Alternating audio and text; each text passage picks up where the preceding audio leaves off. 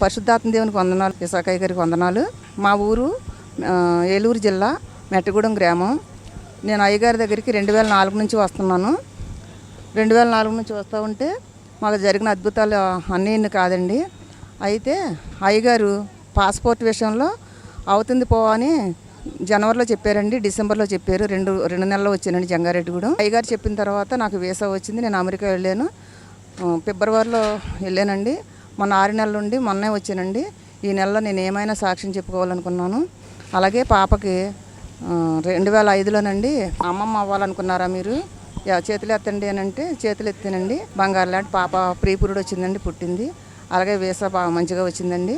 మా అల్లుడికి కూడానండి గుడారాల పండగప్పుడు 7 నెలల నుంచి ఖాళీగా ఉన్న ఆయనకి పిలిచి జాబునిచ్చారండి. అలాగే మా అమ్మ అండి పొలం నాకు 3 ఎకరాలు ఇచ్చండి. 2 ఎకరాలు చిన్న పాపకి ఎకరం, పెద్ద పాపకి ఎకరం ఇచ్చానండి.